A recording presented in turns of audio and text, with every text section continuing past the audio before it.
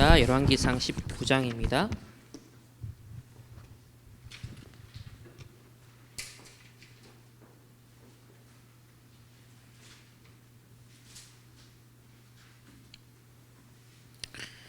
열왕기상 19장 우리 1절에서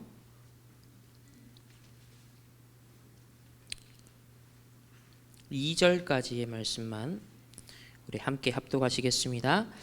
아합이 엘리야가 행한 모든 일과 그가 어떻게 모든 선지자를 칼로 죽였는지를 이세벨에게 말하니 이세벨이 사신을 엘리야에게 보내어 이르되 내가 내일 이맘때에는 반드시 내 생명을 저 사람들 중 한 사람의 생명과 같게 하리라. 그렇게 하지 아니하면 신들이 내게 벌 위에 벌을 내림이 마땅하니라 한지라. 아무도 아멘 안 하시네.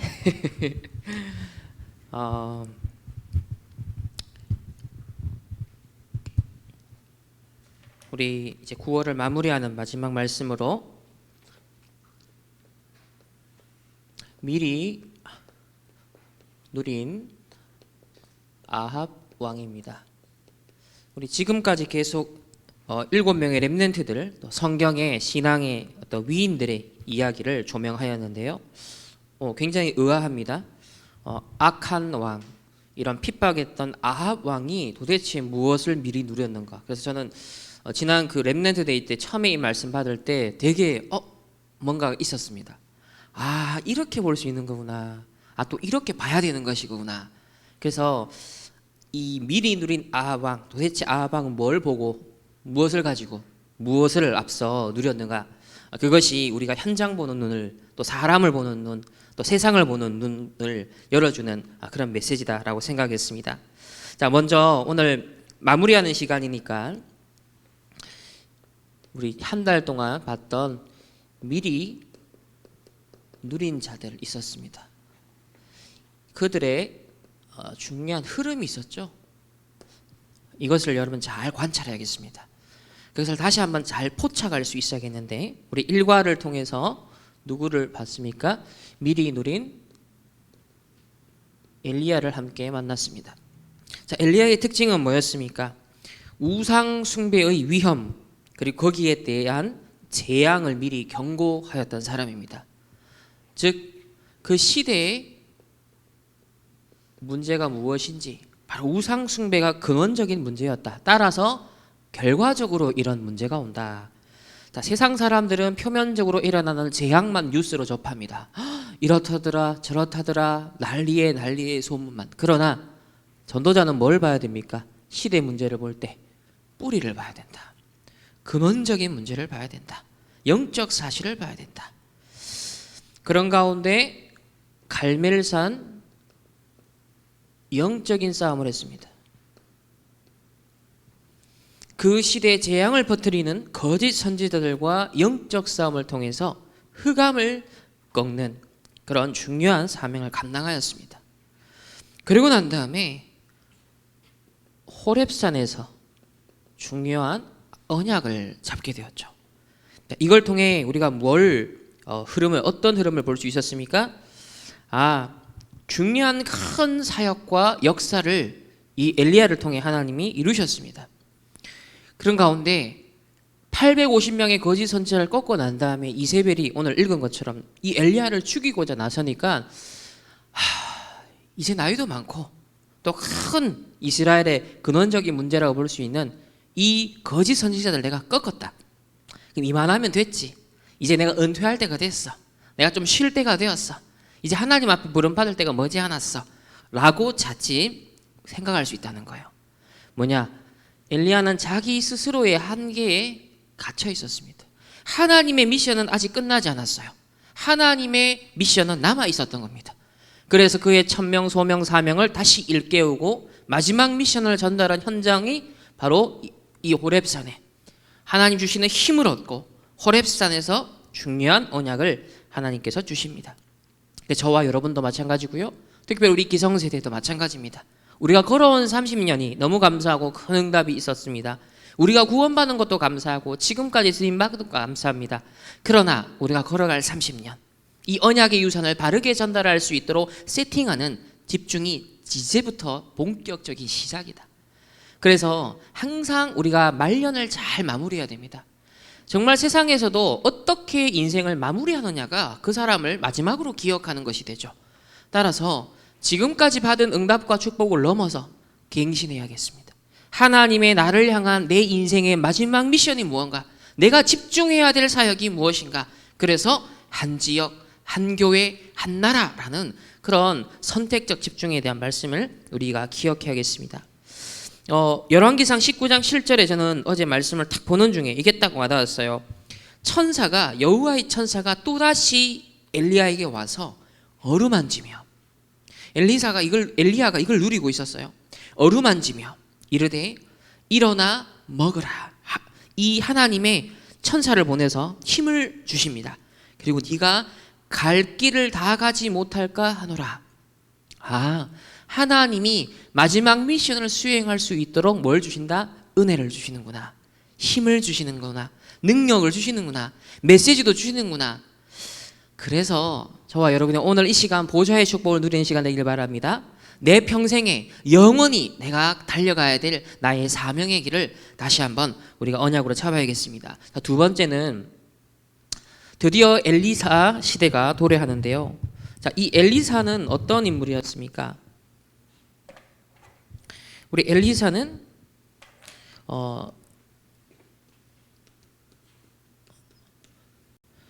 중요한 순간에 오히려 위기를 선택했다 그랬습니다. 그리고 다른 사람들이 좋아하는 것을 오히려 좋아하지 않았습니다. 또 도단성 운동을 하였고요. 아람 나라와 경쟁하지 않고 승리하는 모델을 보여주었습니다. 이 엘리사를 통해서 우리가 묵상할 지점은 뭐였습니까? 하나님의 말씀이 선포될 때, 하나님이 누구누구야 부르실 때, 하나님이 여호와께서 에레미야에게 이르시되, 오늘 여러분이 이 예배 드리는 시간이 정말 하나님의 음성을 듣는 시간, 하나님이 우리 교회와 우리 가정과 내 자신을 향한 하나님의 계획을 내가 세밀하게 듣는 시간이야. 그렇게 들었다는 거예요. 그래서 즉각적인 반응을 했다. 중요합니다. 우리는 다른 것에는 좀 미련해도 괜찮아요. 그런데 어디에 민감해야 된다? 하나님의 언약의 말씀에 대한 반응은 민감해야 돼요. 여러분, 유행은 청소년 시기는 굉장히 유행이 민감하죠. 근데 나이가 점점 들수록 이제 그 부분도 그렇게 중요한 게 아니다라고 이렇게 밀려나더라고요. 근데 여러분이 어디에 이 촉각을 곤두세워야 되느냐? 사람의 말, 세상의 말, 교수님의 말, 유튜브의 말, 많은 것들은 사람들은 거기에 관심을 쏟고 안테나를 딱 이렇게 세우거든요. 하나님의 말씀, 이 시대에 하나님의 절대 계획을 알리는 말씀의 흐름에 여러분의 즉각적인 반응을 해야 되겠어요. 그리고 다른 성도들은 길갈, 여리고 또 베델 다 역사적으로 의미가 있는 곳입니다. 다 언약적으로도 중요한 응답이 있는 곳이었어요. 그러나 그것은 과거의 것이었어요. 여러분이 과거에 받은 응답과 축복, 그것을 내가 이 정도면 안정이 됐지, 이 정도면 만족해 라고 자칫 멈출 수 있습니다. 그게 아니에요. 우리는 그것을 넘어서 하나님의 더 큰 응답과 축복, 계획을 향해서 도전해야 된다. 그래서 엘리사는 뭘 구했습니까? 자리를 구한 게 아니라 갑절의 영감을 구하였습니다. 다른 성지생도들도 스승이 들림받을 걸 알고는 있었어요. 지식적으로. 그래서 그냥 들림 받겠지, 언젠간 그렇게 끝나겠지, 이 다락방 운동이 언젠가는 끝나겠지, 우리 목사님도 언젠간 천국 가시겠지, 마냥 그냥 자연적으로 크로노스의 시간을 보내고 있어요. 그런데 엘리사는 뭘 했다? 그 시간을, 기다리는 시간을 카이로스의 시간으로 만들었어요. 결정적인 시간표로 만들었어요. 그래서 그 스승이 가고 이후에 위기가 온 것이 아니라 더 중요한 하나님의 언약을 성취하는 일에 쓰임받게 됐습니다. 저와 여러분에게 하나님 이걸 원하십니다. 갑절의 영감을 구해야 된다. 그리고 이 도단성에서 아람 나라가 쳐들어왔을 때 그 사환이, 자기의 제자가 언뜻 당황을 합니다. 눈에 보이는 이거 조건만 보니까, 환경만 보니까 어떡하냐, 우리를 둘러싼 아람 나라의 군사가 너무 많다. 그때 위기 때 오히려 엘리사는 그 제자 사역을 하죠. 무엇으로? 영적 세계를 보도록 만듭니다. 엘리야를 통해 영적 세계관을 열은 것처럼 엘리사가 자기의 제자에게 뭐다? 그 위기의 순간도 이용을 해서 제자에게 올바른 것을 심어주는 거예요. 그래서 저와 여러분이 어디에 눈을 떼야 돼요? 지금 말씀의 흐름 속에 영적 세계, 보좌의 세계, 이게 실제로 가까이 와닿아야 되는 거예요. 지금 순례자의 길에 대한 책도 소개하시고 많은 지금 몇 가지 책들도 소개하고 내년의 방향이 24다. 본격적으로 24라는 것이 내년에 선포가 되기 전에 미리 지금 밑밥을 던져주시거든요. 그래서 우리는 이런 영적 세계가 내 것이 될 수 있는, 보호자의 축복이 나의 것이 될 수 있는 이런 준비를 지금부터 해야겠습니다. 자, 세 번째로 오바댜를 우리가 배웠습니다. 엘리야와 엘리사와 함께 흐름을 탄 사람이었다. 딱 이렇게 저는 결론을 내렸습니다. 같은 흐름을 봤다. 같은 목표를 가지고 있었다. 특별히 중직자 산업인으로서 그 시대에 자기가 해야 될 몫을 찾아냈습니다. 자, 일단 시대 흐름을 봤어요. 뭘 봤죠? 850명이라는 거짓 선지자들이 판치는 시대 흐름을 같이 봤습니다. 그런 가운데 교회의 흐름을 읽었습니다. 7천 제자, 남아있는 7천 제자를 찾아 사명자들을, 제자들을 세워야겠구나. 교회의 흐름입니다. 그런 가운데 나의 흐름을 찾아냈죠. 어떻게 해요? 나는 일단 7천 제자 이전에 100명의 선지자를 보존해야겠다. 내가 100명은 책임져야겠다. 나의 것을 찾은 거예요. 그러니까 그것이 나중에는 어디로 이어지죠? 7천 제자 도단성 운동으로 이어지게 될 거죠. 그래서 시대의 흐름을 보고 교회의 흐름을 보고 나의 몫을 찾는 겁니다. 여러분의 인생에 나는 그래도 적어도 이 정도는 해야지. 또 그렇다고 해서 여러분의 현재의 인간적인 수준과 형편을 헤아리는 것이 아니라 하나님이 절대적으로 원하시는 게 무엇인가? 그것을 표준과 기준으로 삼아서 나의 몫을 찾아내야 돼요. 요게 바로 오바댜가 중직자 산업인으로서 잘 하였다. 그런 면에서 오늘날 여러분도 뭐다? 시대의 흐름을 봐야 된다. 현실과 사실을 객관성 있게 봐야 돼요. 하지만 영적 사실을 봐야 된다. 진실도 봐야 된다. 더 중요한 하나님의 절대 계획을 볼 수 있어야 된다. 이런 눈을 열어야 됩니다. 그리고 네피림, 세상 나라만 보면 안 되고 사단의 나라를 봐야 되고 하나님의 나라를 보는 영적 서밋의 세계관을 열어야 되겠습니다. 자, 이런 시대의 흐름을 가지고 교회의 흐름을 봐라. 우리 충만교회의 흐름, 담임 목사님의 주신 이면계약, 언약부터 시작해서 우리 충만교회의 이름, 의미가 무엇인지, 지금까지 어떤 흐름 속에 있는가, 교회의 흐름, 우리 237 5천 정적 북한 복음화, 또 전세계 RU와 RTS, 우리 신학생들, 차세대 지도자들, 자, 중요한 우리 교회의 흐름입니다. 그러면 여기에 내가 산업인으로, 중직자로, 렘넌트로 나는 어떤 학업을 해야 될까? 나는 어떤 미래를 준비해야 될까? 나의 몫은 무엇인가? 나는 어떤 산업인으로 헌신해야 될까? 이것을 찾아내는 바로 나의 흐름. 그래서 혼자서 매일을 어떤 시간으로 만들 수 있다? 카이로스의 시간으로. 뭘 찾는? 성인식, 사명식, 파송식의 개념으로. 그런 의미를 매일매일 찾는 걸 조금씩 가지면 어떻게 될까요? 엄청나지는 겁니다. 이게 우리 지난 3주 동안의 말씀의 흐름이었죠. 자, 그러면 오늘 마지막 그 반대의 흐름을 누린 사람이 있었어요. 아합 왕입니다. 우리 렘넌트가 절대로 이래서는 안 되겠죠.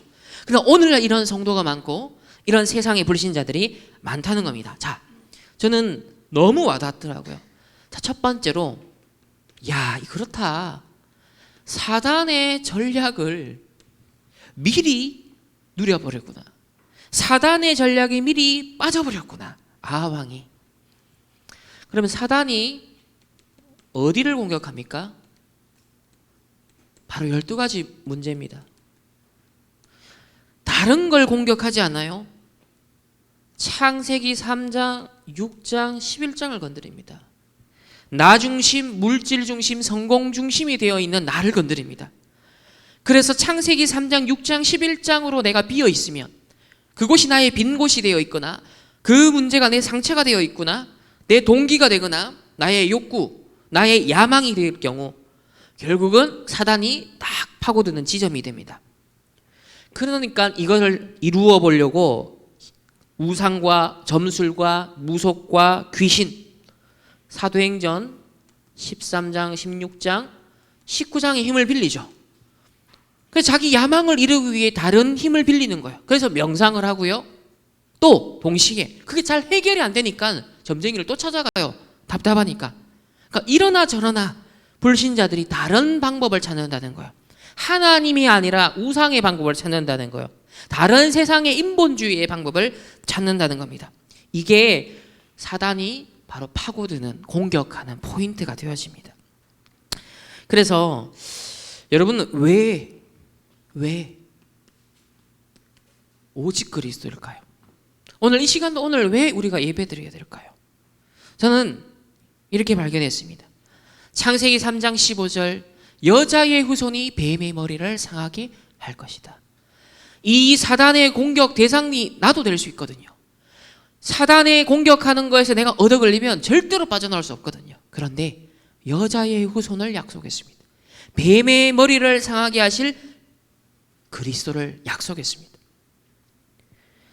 오직 그리스도의 저는 당연성을 누려야 된다. 요한복음 14장 6절에 내가 곧 길이요 진리요 생명이니 나로 말미암지 않고는 아버지께로 올 자가 없느니라. 하나님 만나는 유일한 길이요 진리요 생명 되신 그리스도, 오직 복음의 당연성입니다. 그리고 로마서 8장 2절에 죄와 사망의 법에 묶여 죽어야 되는데 죄와 사망의 법에서 해방시키는 유일한 생명의 성령의 법이 되시는 예수 그리스도, 이거는 너무 필연적이다. 여러분, 죄와 사망의 법에 묶인 게 문제거든요. 사단이 그걸 딱 붙잡고 사로잡고 우리를 망치거든요. 그래서 그리스도가 너무 필연적인 겁니다. 요한일서 3장 8절에 죄를 짓는 자는 마귀에게 속한다 그랬습니다. 하나님의 아들이 나타나신 목적이 뭐다? 마귀의 일을 멸한다. 즉 자기에게 소속되게 만드는, 마귀에게 소속되게 만드는 이 마귀의 일을 멸하기 위해 여자의 후손이 약속대로 이 땅에 오셔서 뱀의 머리를 상하게 했습니다. 저는 이것이 오직 복음의 절대성이다. 오늘 이 시간에 저와 여러분, 아왕이 이스라엘의 언약 백성의 나라의 왕인데 이걸 놓친 겁니다. 오직을 놓친 거예요. 오늘 오직 복음의 당연 필연 절대성을 먼저 딱 언약으로 잡고 우리가 아왕을 함께 살펴봐야겠습니다. 자, 두 번째로 이 아합 왕은요 불신 결혼을 하였습니다. 이스라엘은 언약의 백성입니다. 결혼은 언약을 목적으로 합니다. 내가 언약을 계승하고 언약을 후대에게 전달하는 것이 사실 하나님 주신 가정의 본질적인 목적이에요. 따라서 언약을 중심으로 가정의 문화가 생겨야 되고요. 언약을 중심으로 가정의 포럼이 일어나야 되고요. 언약 때문에 부부가 뭐예요? 가정을 이루고 그리고 일도 하고 후대 양육도 하고 그 모든 것이 언약 전달을 목적으로 하는 거예요. 그래서 그리스도가 신랑이고 우리가 신부다라는 결혼관계, 부부관계의 성경이 중요한 비유를 드는 이유도 거기 있는 겁니다. 그런데 지금 이스라엘의 대표자라고 할 수 있는 왕이 누구랑 결혼했어요? 불신자랑 결혼했습니다. 창세기 6장의 문제는 뭐였습니까? 하나님의 아들이 언약을 놓치고 누구에게 장가를 들었죠? 사람의 딸들에게, 육신에 보이는 것에, 세상의 기준에 따라서 불신 결혼을 한 겁니다. 거기서 언약이 희미해지고 끊어져 버린 거예요. 그게 네피림 시대의 원흉이었습니다. 오늘날도 마찬가지입니다. 언약 전달이 어떻게 끊어지게 만들죠? 결국은 부모님을 통해 언약이 후대에게 전달되지 못하게 만들거나 그 당사자가 결국은 불신 결혼을 한다든지. 그런데 그 불신 결혼을 해도 내가 이 사람이 하나님이 예비된 자라면 괜찮죠. 그러나 다수가 그렇지 않습니다. 많은 경우가 이 불신 결혼을 통해서 본인에게 그나마 남아있었던 언약마저도 없어져요. 희미해져요. 겨우 하나님의 자녀라면 구원은 받겠죠. 그러나 굉장히 삶이 어려워집니다. 이 땅이 저주와 재앙, 지옥이 되는 겁니다. 그래서 이 불신결혼 절대로 여러분 생각도 하지 마세요. 정말 렘넌트들은 지금 언약 확실히 잡아야 됩니다. 내가 확실하게 언약. 여러분 왜 손해 볼 거예요? 지금까지 다락방이 이단 2명 쓰면서 여러분 부모님이 이 다락방 하는 교회에 있으면서 지금까지 언약의 바탕을 깔아놨는데 왜 내가 반대로 갈 겁니까? 더 나아가서 언약을 더 실현하고 성취하는 것에 대한 여러분 언약을 잡아야 돼요. 결혼 잘해야 됩니다. 그러나 이거 함부로 되는 건 아니죠. 여러분의 영적 상태에 따라 만남이 반드시 좌우가 되어지기 때문입니다. 자, 열왕기상 16장을 한번 봅시다. 열왕기상 16장 30절을 보면 30절과 31절 말씀을 우리 다 같이 함께 합독하시겠습니다. 오므리의 아들 아합이 그의 이전의 모든 사람보다 여호와 보시기에 악을 더욱 행하여 느바세의 아들 여로보암의 죄를 따라 행하는 것을 오히려 가볍게 여기며 시돈 사람의 왕 옛 바알의 딸 이세벨을 아내로 삼고 가서 바알을 섬겨 예배하고. 여러분 하나님의 언약의 백성의 대표자인 이 이스라엘의 왕입니다. 그런데 이 아방이 자 어떤 현상이 벌어지죠? 죄를 가볍게 여겼더라 그랬습니다. 여러분 죄의식이라는 건요, 내가 그 죄의식에 복음 없이 확 눌리고 이게 잘못된 거예요. 그러나 하나님을 떠난 인간은 죄의식을 느껴야 죄 문제 해결의 필요성을 느껴요. 따라서 죄와 사망의 법에서 우리를 해방하신 제사장 되신 그리스도가 나에게 필요하구나 느끼게 되어 있어요. 따라서 오늘날 사단의 전략은 뭐냐면 죄의식을 무너뜨리는 겁니다. 왜? 누구나 다 죄지니까. 죄에 무감각한 세대가 되는 거예요. 오늘날 포스트 모더니즘 사상의 결정적 문제는 딴 게 아니에요. 죄를 죄로 규정하지 말라는 겁니다. 틀린 것을 틀린 것으로 규정하지 말라는 거예요. 요게 사단의 한수입니다. 여기에 후대들이 다 무너지는 거예요. 사람의 생각들이 병드는 이거 거기 있는 거예요. 죄에 대한 무감각한 자가 되는 거예요. 따라서 그리스도가 필요하다고 느끼지 않는 거예요. 죄 문제 해결에 대한 필요성을 느껴야 그리스도를 찾게 되어 있습니다. 그래서 죄라는 것은 우리 양심에 하나님을 떠나서 다른 방향으로 가고 있을 때 양심에다가 하나님께서 계속 음성을 들려주시는 거예요. 그 길이 아니야 라고. 너희는 그 길은 사망의 길이야. 생명의 길을 찾아야 돼. 이걸 깨닫게 해주는 것이 죄의식이라고 합니다.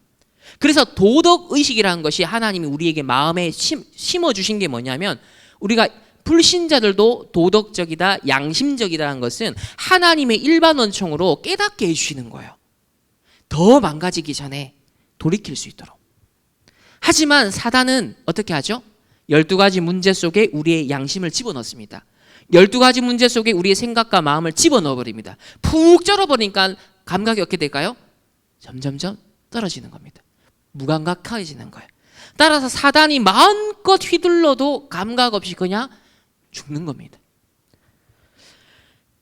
이 오늘 아방을 보면 죄를 가볍게 여겼다 그랬습니다. 여러분 이 또 죄 그러면 수준 낮게 뭐 어디 훔쳤는 거, 뭐 좀 거짓말한 거, 지금 이 수준의 죄를 말하는 게 아니잖아요. 죄는 뭡니까? 관역에서 이탈하다는 거예요. 하나님과 함께해야 되는 인간의 관계가 끊어졌다는 거예요. 근데 그게 내게 답답하지 않은 거예요. 하나님의 관계가 내게 끊어져 있는데, 하나님의 관계가 나가 풍성하지 않은데 거기에 대해서 아무런 답답함이 없다는 거예요. 관역이 이탈됐으면 관역을 맞춰야 되잖아요. 하나님과 관계를 바르게 맞춰야 되잖아요. 회복해야 되잖아요. 이 갈망이 생겨나도록 하는 게 당연한 거거든요. 근데 죄는요, 그걸 잊어버리게 만들어요. 오늘날에 여러분 저도 넷플릭스를 이번에 많이 이렇게 봤는데요. 넷플릭스다 유튜브다 이런 거 매체들이 끊임없이 우리로 하여금 정주행하고 뭔가를 보게 만드는 이 구조를 가만히 보면 딴 게 아니라 사람들의 감각이 뭔가 내 인생에 뭔가 문제가 있구나. 내 인생이 뭔가 공허하고 외롭구나. 그래서 하나님 절대자, 과거에는 종교 이랬단 말이에요. 근데 지금은 뭐예요? 순간순간에 뇌에 대한 보상 체계를 제공하는 거예요. 뇌에 대한 보상 콘텐츠를 순간순간에 잠깐의 뇌가 거기서 무의식 상태가 될 수 있도록 걱정, 염려 내려놓고 그냥 멍하게 있을 수 있는 그곳을 만드는 거예요. 그 시공간을 만드는 거예요. 그래서 그렇구나. 하나님을 떠났는데도 아무 감각이 없는 거예요. 창세기 3장에 나 6장 11장에 빠져 있는데 아무 감각이 없는 거예요. 이게 뭐다? 죄에 무감각한 겁니다. 그래서 이 아합 왕은 창세기 3장 6장 11장에 대한 아무 의식이 없었다. 그게 보다 죄를 가볍게 여겼다는 거예요. 자, 그래 되니까 여기 보면 어떻게 되죠? 죄를 가볍게 여기게 된 그 결과가 어떻게 나타납니까? 옛 바알 딸 이세벨을 아내로 삼고, 자, 이방 결혼을 합니다. 이방 문화를 받아들입니다. 그러니까 내 영적인 부분에서 무너지니까 세상적인 것이 그것을 차지해버리죠. 그리고 난 다음에 한술 더 떠서 가서 바알을 섬겨. 적극적으로 능동적으로 내가 액션을 취합니다. 가서 바알을 섬기게 돼요. 전에는 받아들이는 정도였는데 이제는 어느 정도요? 내가 가서 바알을 섬기고 예배하게 돼요. 우상 숭배에 빠져버린 겁니다. 하나님을 예배해야 되는데 하나님 예배는 관심이 없어요. 그런데 다른 것을 숭배해요. 다른 것을 쫓아가요. 우상 숭배를 한다는 거죠. 이건 뭐 절간에 가는 정도 그런 것만 얘기하는 게 아니죠. 사상을 따라갑니다. 문화를 따라갑니다. 세상의 기준을 따라갑니다. 그게 보이지 않는 마음의 우상이에요. 욕망을 따라가요. 성공을 따라가요. 자리를 따라가요. 그게 뭐예요? 우상 숭배예요. 내 자존심을 따라가요. 상처를 따라가요. 그게 여러분의 우상이 되는 거예요. 그래서 이게 한마디로 말하면 꼭 결혼식을 말하는 게 아니잖아요. 다른 거랑 내가 결합이 됐다. 결혼이란 게 그거잖아요. 아주 긴밀하고 은밀하고 아주 민감한 결합을 말하는 거거든요. 다른 것과 내가 결혼을 했다는 거예요. 지금 하나님과 결혼해야 되는데 그리스도가 나의 신랑 되시고 내가 그분과 혼인잔치를 이 땅에 누려야 되는데 그 결혼이 지금 파기가 된 걸 말하는 겁니다. 그래서 마땅히 그리스도와 함께 누려야 될 이 부부로서의 행복을 놓쳐버린 그 죄의 상태에 무감각한 거예요. 그걸 가볍게 여겼더라. 그래서 저는 참 사단의 전략이 아방을 통해서 사단의 전략에 미리 빠진다라는 것이 이런 것이구나. 세 번째로 결국은 그 본인의 바알 숭배를 넘어서 왕이다 보니까 이 바알 숭배를 전국화시킵니다. 나라에다가 퍼뜨리죠. 그래서 바알 숭배가 만연해집니다. 만연. 그러니까 여러분의 인생이 여러분으로 끝나지 않죠. 나는 누군가에게는 영향을 주는 사람이에요. 그죠? 나를 만나는 누군가는 긍정적이든 부정적이든 암묵적이든 영향을 받아요. 영향도 주고받습니다. 여러분의 자녀들이 부모님을 통해 영향을 받죠? 마찬가지입니다. 이 아왕의 우상 숭배 상태가 이스라엘 전체가 우상에 빠지게 만드는 그런 역할을 했다라는 것. 32절에 사마리아에 건축한 바알의 신전 안에, 그러니까 왕이 권력 있고 돈이 있으니까 뭘 세울 수 있어요? 시스템을 세우죠. 바알 신전을 만들어서 바알을 위하여 제단을 쌓았다 그랬습니다. 33절에는 또 아세라상을 만들었으니 그는 그 이전에 이스라엘의 모든 왕보다 심히 이스라엘 하나님 여호와를 노하시게 하였다. 그래서 교회사도 보면 교회가 어떻게 쇠퇴하냐면 결국 교회가 복음 운동을 했다가 오직 복음, 아까 당연 필요한 절대성을 놓치면 어떻게 돼요? 종교화돼요. 또 다시 말하면 예배를 드리는데 감각이 없어요. 행복이 없어요. 기쁨이 없어요. 오직 복음 하는데 또 하는 얘기네. 이게 뭐다? 종교화되는 거잖아요.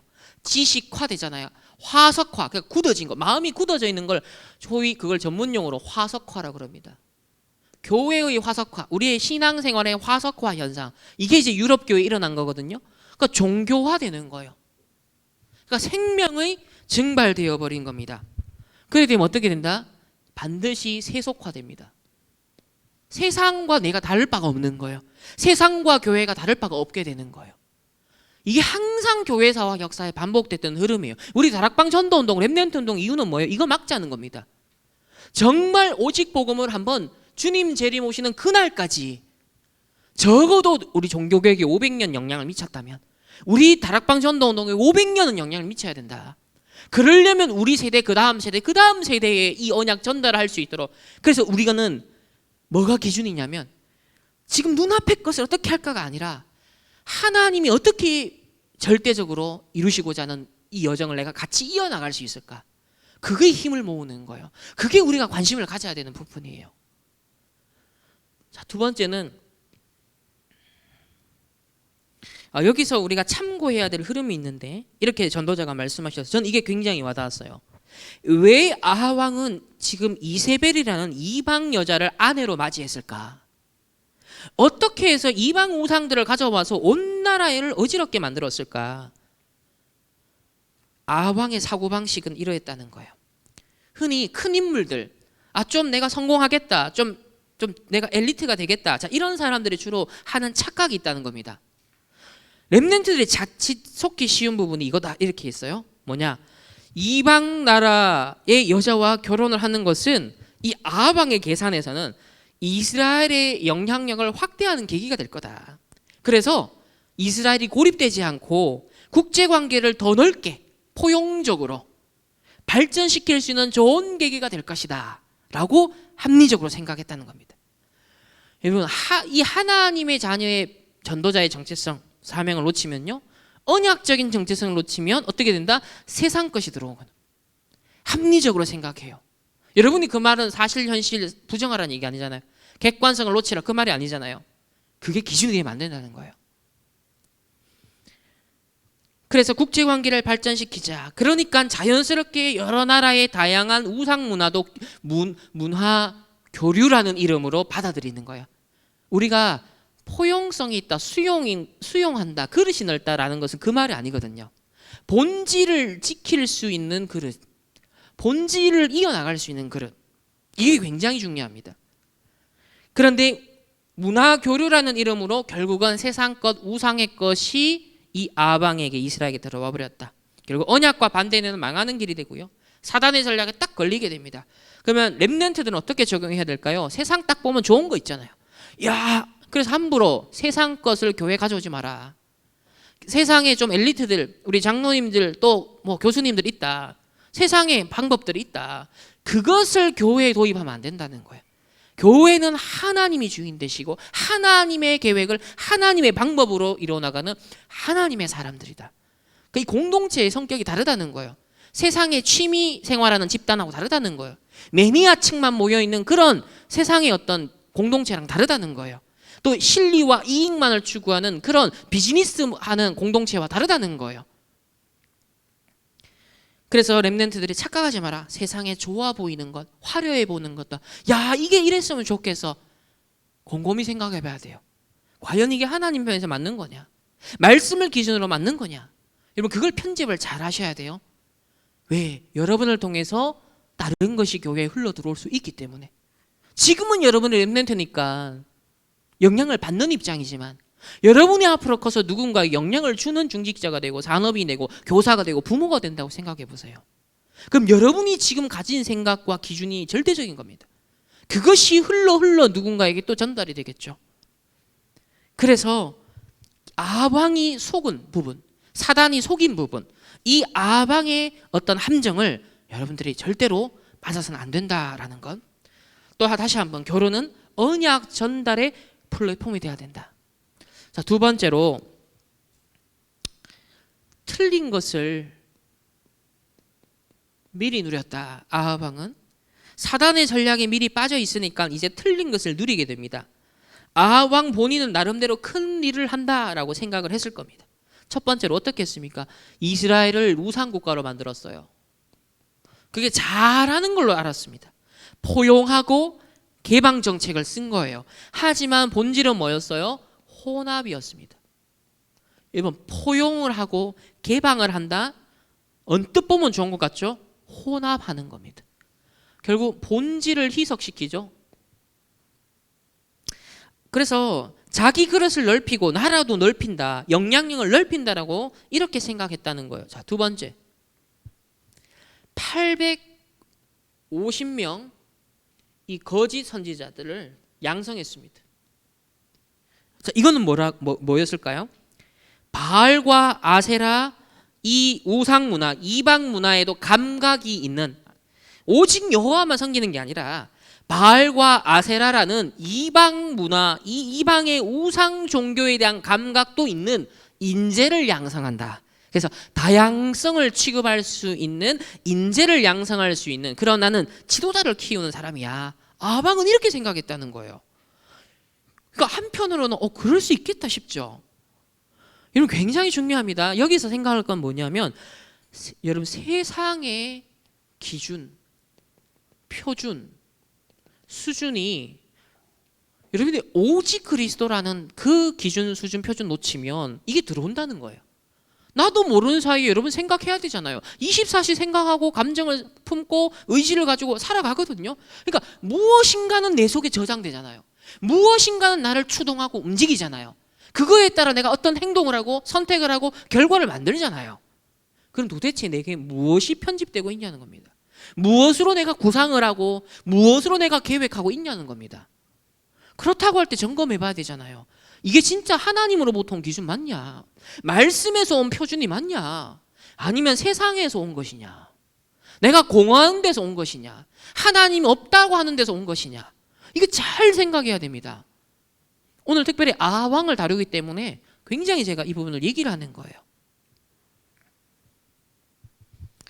결국은 이 아방은 세상의 기준과 표준과 수준을 신경을 썼고 그것을 따라갔다라고 볼 수 있고요.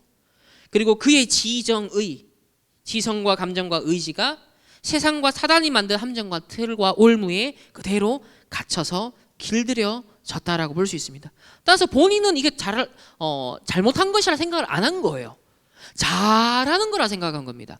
이게 나라를 오히려 나는 애고가는 것이야. 나라를 부강하게 하는 것이야. 아주 이스라엘이 지금까지 오직 여호와 마음에서 너무 편협하게 살았지 않아?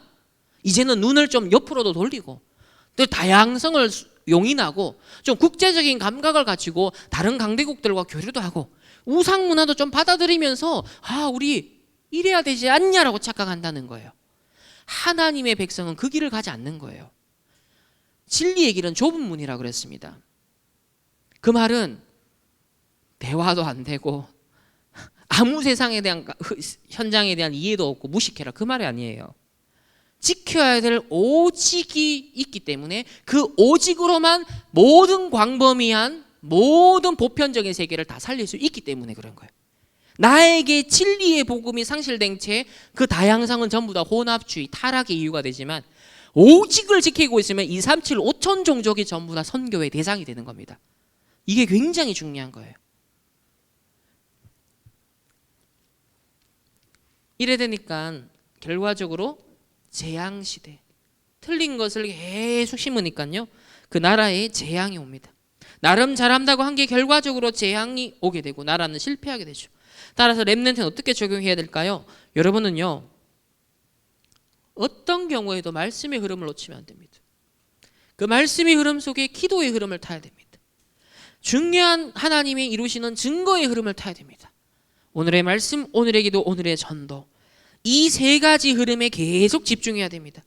여러분 마약을 했다, 이것도 문제입니다. 하지만 더 문제는 뭡니까? 근본적으로 그걸 할 수밖에 없는 상태, 근본 상태가 중요하다. 이 아방이 지금 근본적으로 그럴 수밖에 없는 상태, 틀린 것을 빠질 수밖에 없는 상태보다 사단의 전략 12가지 이미 얻어 걸려 있었다라는 거예요. 자, 세 번째는 이 실패를 가지고 미리 누린 아방 부부입니다. 자, 실패를 가지고 이 아방이 쌍묘의 비극을 우리 초대교회 당시에도 쌍묘의 비극을 말하는데요. 여러분 언약과 상관없이 부부가 너무 잘 맞다, 그게 저주 중에 저주입니다. 안 맞아야 돼요. 갈등이 생기고 싸워야 돼요. 그래서 남편 아내 내가 믿을 게 못 돼, 이래서 하나님 찾아야지. 그게 은혜입니다. 그게 하나님이 은혜를 베푸시는 거예요. 그런데 전혀 하나님 만나는 거 상관이 없어요. 너무 세상적으로 잘 맞아요. 너무 육신적으로 잘 맞아요. 너무 행복하대요. 근데 그래서 하나님 필요 없어. 그 사람은 사실은 영원한 지옥인 겁니다. 배경 자체가 지역 배경에서 살아가는 거예요.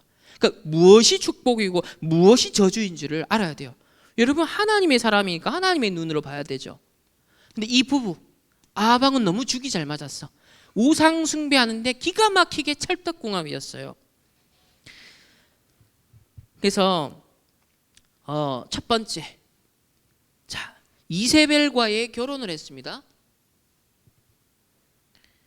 잘못된 길로 간 시작입니다. 이미 시작부터 틀렸다.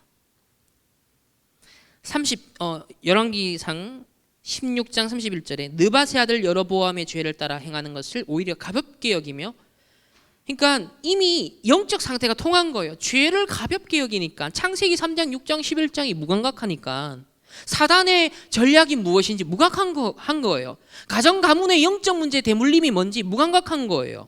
가볍게 여긴 거예요. 그래야 되니까 그 상태에 따라 어떻게 되죠? 선택하는 게 이세벨을 아내로 맞는 거예요. 다른 것을 뭐다? 친하게 삼는 거예요. 다른 것과 내가 뭐예요? 결합을 하는 거예요. 결국은 가서 더 적극적으로 우상 숭배에 예배를 하고 심지어 신전까지 세워버립니다.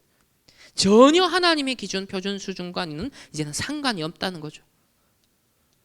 두 번째는 더 나아가서요, 올바른 선지자를 살해하기까지 합니다. 다시 말하면 본인이 이제 사단의 전략에 틀린 것에 빠져 있고 실패할 수밖에 없으니까 올바른 복음을 선포하는 자를 핍박하는 거예요. 진리를 선포하는 자 핍박하는 거예요. 듣기 싫은 거예요. 선지자를 살해합니다. 이세벨이 18장 4절에 이세벨이 여호와의 선지자들을 멸할 때에 그랬습니다. 네, 세 번째는 이제는 이세벨의 폭정이 이어집니다. 한술 더 떠죠. 아내로 데려다 놨더니만 이 이세벨이 이제는 이스라엘 전체를 말아먹고 있어요. 어마어마한 폭정을 하고 있는 거예요. 여러분, 이게 이스라엘의 역사 같죠? 이 굉장히 한 개인의 인생을 말하는 겁니다. 19장 2절에 보면 이세벨이 사신을 엘리야에게 보내요. 내가 내일 이맘때 반드시 네 생명을 저 사람들 중 한 사람의 생명과 같게 하리라. 그렇게 하지 않으면 신들이 내게 벌 위에 벌을 내림이 마땅하니라. 야, 골리앗이 와서요, 자기 신의 이름으로 여호와를 저주했잖아요. 이 이세벨도 보세요. 이 장군으로 온 것도 아니라 지금 이스라엘 왕의 아내로 왔어요. 여기 와놓고 지금 뭐 하고 있다? 자기 신들의 이름으로 지금 딱 죽이겠다. 내가 완전 결단하겠다. 벌을 내림이 마땅하다. 네 내 손에 죽었어. 이렇게 말하고 있어요 지금.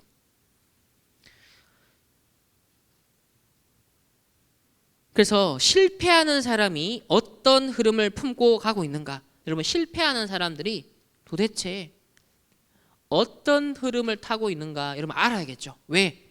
그래야 그 사람을 도와주고 전도할 수 있으니까. 저는 이 아하방과 이세벨이 여기에 굉장히 잘 보여주는 모델이다. 이 전도자가 그 얘기를 또 하셨는데요. 여러분들이 지도자를 위해서 기도해야 될 이유가 여기 있다는 거예요. 내년 이제 대선입니다. 지금부터 뜨겁죠? 그러면 또 뻔합니다. 이러면 5년 주기로 우리나라가 얼마나 시끄러워집니까? 대선을 앞두고 얼마나 또 막 서로 비방과 막 이때까지 정보를 수집했던 걸 막 폭로하잖아요. 시간표 타이밍 맞춰가지고. 그거 막 얼마나 언론에서 뿌려댈 겁니까? 여러분, 그런데 그 수준에 휘둘릴 겁니까? 이미 그들이 보면 편집, 설계, 디자인 다 하고 있거든요. 정치공학은 그렇게 돌아가고 있는 거예요 사실. 5년 주기에. 그래서 여러분, 아합과 이세벨 같은 지도자가 나오면 이렇게 나라를 망칩니다. 따라서 대통령 한 명에 의해서 나라가 그렇게 큰 어려움을 당할 수도 있고 한 나라가 또 살 수도 있거든요. 그래서 지도자를 놓고 지금부터 기도해라. 또 현장에 가면 렘넌트들이 이념 전쟁, 이념 갈등, 여기에 여러분들 둘러싸이게 될 거다. 이념 싸움에 여러분을 현장에 속지 마라. 그래서 동서남북을 다 아우르고 여러분 지도자가 돼야 된다. 모두 다 장단점이 있다. 다 살려야 된다.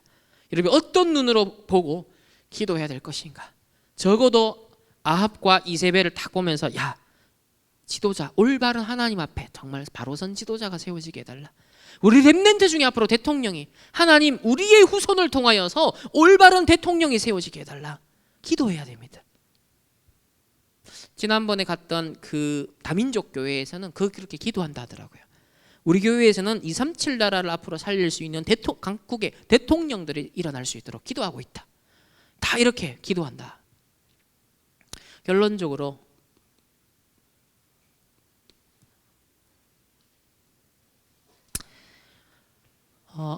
이 아하방과 이세벨의 길이 아니라 여러분들은 하나님이 이 시대에 남은 자로 불렀다. 그리고 순례자, 언약의 여정을 가는 자들, 그리고 여러분들 사단의 전략을 무력화시키는 그런 정복자들로 불렀다.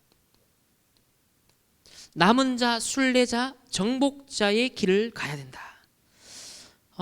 여러분, 영적인 상태가 가장 근본적이죠.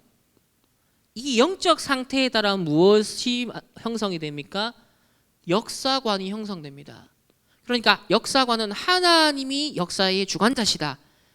인간이 역사의 주체다. 자, 이 두 가지로 크게 나뉘어요. 세밀하게 세상의 역사관은 많이 나뉘지만 크게 히브리 즉 하나님을 믿는 신을 인정하는 역사관이 있고요. 신을 인정하지 않는 역사관이 있어요. 이 두 가지로 대별돼요. 따라서 여기에 따라 뭐가 결정됩니까? 세계관도 결정되죠. 역사관에 따라서 세계관이 결정됩니다. 그리고 이 세계관에 따라서 가치관이 결정이 되죠. 가치관에 따라서 결과가 나옵니다. 삶이 결정이 됩니다. 자, 이것을 참고하면 첫 번째로 이 아하방. 자, 아하방은 어땠습니까? 사단의 전략에 얻어 걸렸습니다. 틀린 것에 미리 빠지고 누렸다 그랬죠. 실패에 미리 빠져 누렸다 그랬습니다. 창세기 3장, 6장, 11장의 영적 상태였습니다. 그리고 이스라엘의 역사에 대한 잘못된 역사관을 가지고 있었어요.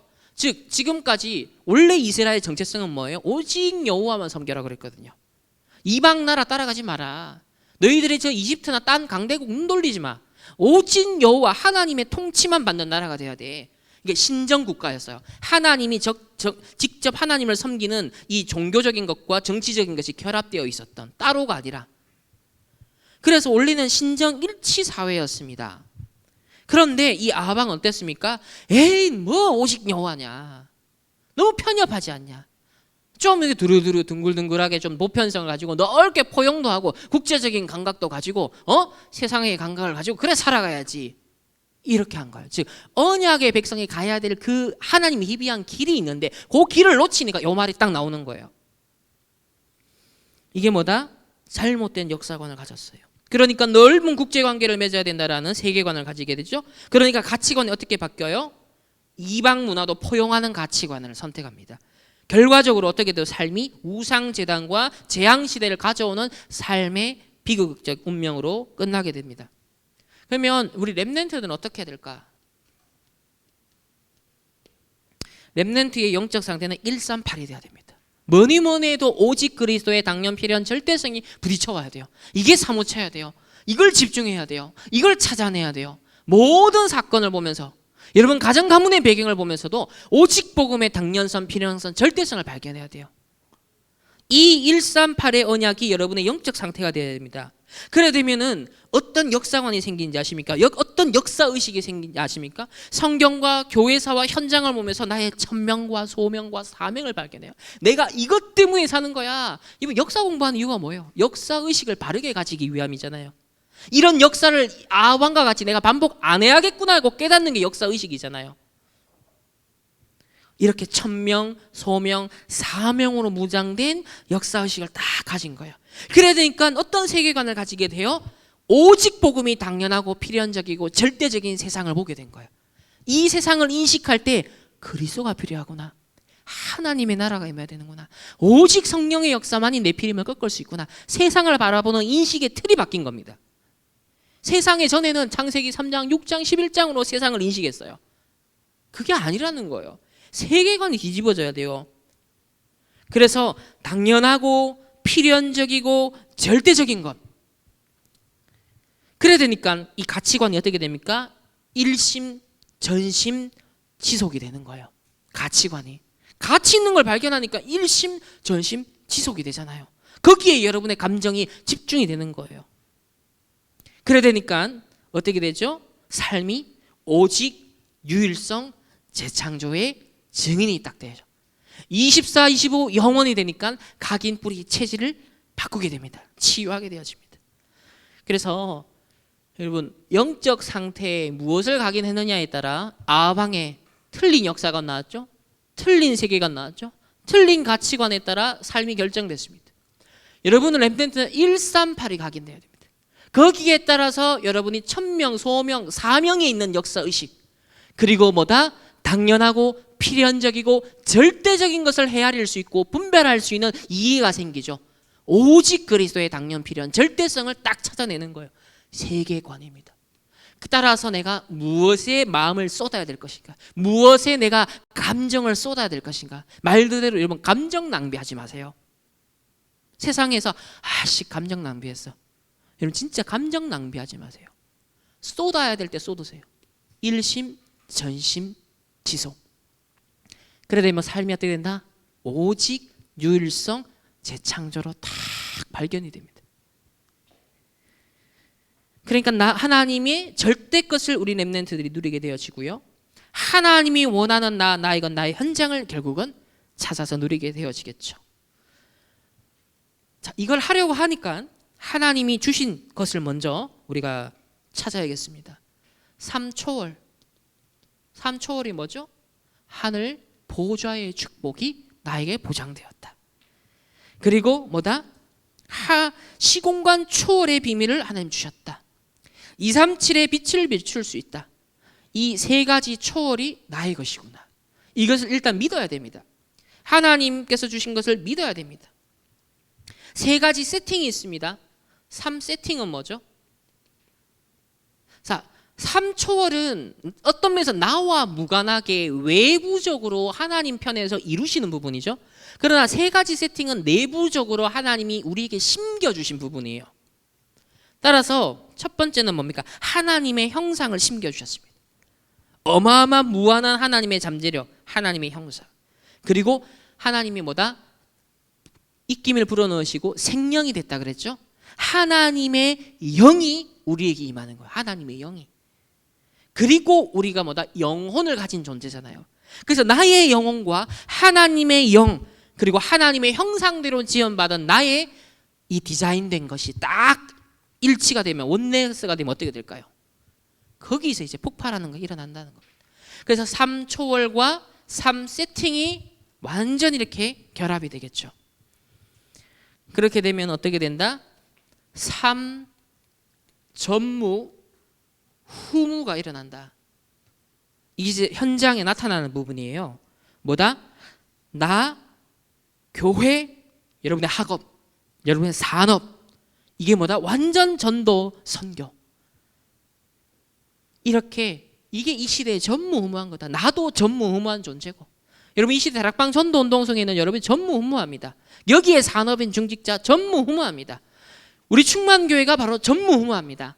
여러분의 업이 이런 이유 속에 볼 때 여러분의 업도 전무후무하다는 거예요.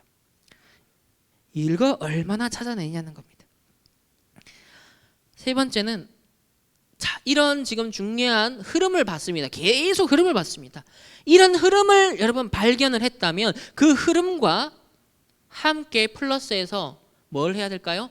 결국 이제는 기도 집중해야 됩니다. 우리가 미리 보고 미리 갖고 미리 누리는 기도 집중해야 되죠. 왜? 이것이 나에게 내면화돼야 되기 때문에. 아방이 그랬어 이게 아니라 아방의 길을 가지 않아야겠구나.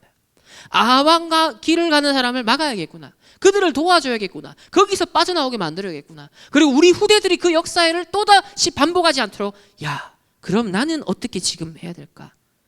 이걸 내면화해야 되는 거예요. 그래서 기도해야 돼요. 기도는 딴 게 아니에요. 이런 머리로 아는 부분이 실제로 내 가슴에 내려오는 거예요. 그렇구나. 진짜 실제 내 삶과 연결되는 거죠.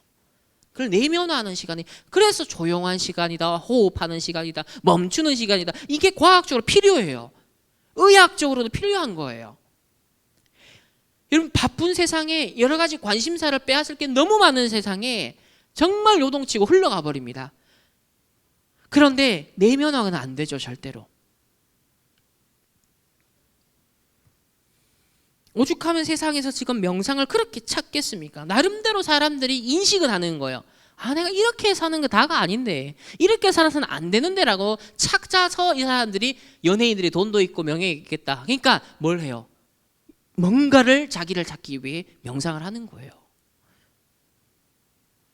하물며 우리는 진짜 모든 걸 다 가졌다면, 이것을 알고 저주재앙을 막을 수 있는 자라면 우리가 진짜 것에 집중해야 됩니다. 그래서 성경과 교회사의 남은 자들, 순례자들, 정복자들의 기도와 그 능력을 회복하라. 어제 우리 핵심에서 말씀을 주셨습니다. 그래서 순례자의 길을 제가 한 3분의 1 정도 봤는데, 그걸 보니까 느껴지는 게 있었어요. 그게 동방정교회를 배경으로 해서 신학적으로 조금 문제가 있는 부분이 듬성듬성 있어요. 근데 왜 전도자가 이걸 추천했을까? 또 헨리 나우엔의 책을 왜 추천했을까? 그 사람도 상당히 굉장히 문제 있는 사람이었거든요. 그런데 이 사람이 나름 몸부림치면서 이 기도에 대해서, 24에 대해서 이 고민을 했구나라는 걸 볼 수 있어요. 그래서 전도자가 일단 어떤 걸 보라고 하시는 거구나. 뭔가를 보라는 거예요. 이 사람이 분명 틀린 사람이에요. 잘못된 사람이에요. 그런데 이 사람이 뭔가 24를 찾아냈다는 거예요. 그 부분을 보라는 거예요. 근데 굉장히 24를 진정성 있게 찾아냈더라고요. 오히려 어마어마한 복음을 갖고도 아무 가볍게 여기는 우리들하고 달라요. 이 사람은, 저도 딱 헨리 나우엔 책을 딱 지금 한 50페이지를 봤는데, 이 사람이 굉장히 깊은 부분을 생각했구나. 진짜 깊은 부분에 들어갔구나. 이게 느껴지더라고요. 그래서 하나의 언약만 딱 잡고 기도 24를 했다. 이때 시공간 초월의 응답이 왔고, 어느 정도로 감사와 행복과 능력을 찾아냈다. 이 순례자의 길도 보면 어마어마하게 순례하면 막 돌아다니고 많은 문제와 한계를, 여정을 딱 보여줍니다. 근데 그 속에서 이 사람이요, 감사와 행복과 능력을 누리는 거예요. 딱 한 가지만 기도해요. 주 예수 그리스도여 나를 긍휼히 여기소서. 예수 기도. 이 예수 기도라는 요 한 가지를 딱 하고, 단순한데 계속 예수 그리스도 나를 긍휼히 여기소서, 이걸요 읊조리는 거예요. 계속 그것만. 그래서 무의식적으로 나중에는 24 이게 될 정도로 그 단계로 들어가는 걸 보여줘요. 그거 한 가지를 보라는 겁니다. 우리는 정확한 복음을 갖고 이제 그 단계로 들어가라는 거잖아요. 한 가지 언약을 갖고 24 속에 들어가라. 그래서 매주 나오는 우리 강단 말씀을, 이걸 가지고 묵상해라. 하루에 5분만이라도 괜찮다. 이게 정식기도다. 단 5분이라도 멈추는 시간을 가져라. 그래서 카이로스의 시간 그랬죠, 지난주 말씀. 의미 있는 시간, 가치 있는 시간, 아주 구별된 시간으로 딱 찾아내는 겁니다. 별거 아닌 것 같은데 응답은 큰 것으로 온다고 그랬습니다. 그리고 더 중요한 것은 언약을 잡고 이제 어디로 가죠? 현장에 갑니다. 이 현장에서 기도 24가 돼야 됩니다. 현장에서 단을 쌓으시길 바랍니다. 현장의 환경을 보고, 문제를 보고, 사건을 보고 빨리 판단하거나, 렘넌트들은 낙심하지 마라. 기다려라. 하나님의 주권 속에 있다. 하나님 계획 속에 있다. 기다려라. 그리고 기도하고 있어라. 그래서 여러분이 뻑 덜커덩하면 바로 여러분의 인본주의 생각으로 판단하고 행동하지 마십시오. 하나님의 인도를 받으세요. 하나님께 질문하세요. 이번 주 강단 말씀에 하나님 뭐라고 하셨지? 그 말씀에 근거해서 나는 어떤 판단을 하고 어떤 선택을 해야 될까? 여러분, 이 과정을 다 생략해요, 자꾸. 그러니까 자꾸 어떻게 돼요? 아방의 길을 가게 되는 거예요. 그러면 안 돼요. 하나님 주신 말씀에 근거해서 상황을 판단해야 됩니다. 이게 현장 기도 24는 거예요. 그리고 특별히 문제와 딱 진짜 상황이 왔을 때, 그때는 뭐다? 집중해야 된다. 몰입해라. 뭘 찾기 위해서? 하나님이 말씀으로 주시는 답을 찾기 위해, 하나님이 양심에다가 들려주시는 음성을 듣기 위한 답을 찾는 집중 기도를 해라. 그리고 기준은 뭐다? 가장 선한 것을 선택해라. 여러분이 어떤 갈등이 왔습니까? 가장 선한 것을 선택하십시오. 그래서 여러분은 하나님의 자녀입니다. 렘넌트입니다. 조금만 집중하면 놀라운 흐름을 발견하게 될 것입니다. 나도 모르는 축복이 훨씬 많이 남아있음을 여러분 기억하시길 바랍니다. 그래서 기다려야 됩니다. 하나님의 때를 기다리시길 바랍니다. 상상 못할 축복이 남아있기 때문에 여러분들이 그릇을 준비하면서 우리가 함께 남은 자의, 순례자의, 정복자의 길을 걷게 되기를 예수님의 이름으로 축복합니다. 하나님 감사합니다. 우리 9월 한 달 동안 엘리야, 엘리사, 오바댜 또 아하방의 우리 흐름을 보면서 우리가 무엇에 제한적, 선택적, 원내에서 집중을 해야 되는지 확인케 하심을 감사합니다. 하나님, 많은 것이 분주하고 많은 일들이 우리를 둘러싸지만 하나님 앞에 서게 하시고 하나님이 주시는 것을 편집하고 각인할 수 있는 하나님 집중의 시간을 가질 수 있도록 하나님 인도하여 주옵소서. 감사드리며 살아계신 예수 그리스도의 이름으로 기도합니다. 아멘. 하나님 앞에 언약의 믿음의 예물을 드렸습니다. 하나님, 아방같이 창세기 3장 6장 11장에 사단의 전략에 걸려 미리 실패의 길을 걸어가는 세상 현장 속에 우리 렘넌트들이 자칫 속지 아니하고 138의 언약을 잡고 오바댜와 같이 정말 빛의 경제를 한 시대 회복할 수 있는 하나님의 사람들로, 절대 언약의 여정의 길을 걸어가는 하나님의 사람들로 축복하여 주옵소서. 하나님, 이제 9월을 마무리하며 주신 언약의 말씀의 흐름을 잘 관찰하고 잘 포착하여 하나님이 주시는 이 시대의 절대적인 시간표 속에 제한적 집중의 응답을 누리는 하나님의 사람들 되게 하여 주옵시고, 우리 렘넌트들이 흩어지는 현장 속에 우리 또 귀한 우리 중직자들과 산업인들의 그 현장 속에 하나님의 나라 임하며 현장에서 24 순례자의 기도가 되어질 수 있도록 하나님 축복하여 주옵소서. 지금은 우리 주 예수 그리스도의 은혜와 하나님의 무한한 사랑하심과 성령 하나님의 내주 인도 역사하심이 하나님의 절대 언약의 흐름을 보며 하나님의 것에 절대적인 언약을 잡고 집중하기를 원하는 우리 충만교회 모든 렘넌트들과 성도님들 개인과 만남과 가정과 그 업과 흩어지는 모든 현장 위에 이제로부터 영원토록 항상 함께 계실지어다. 아멘.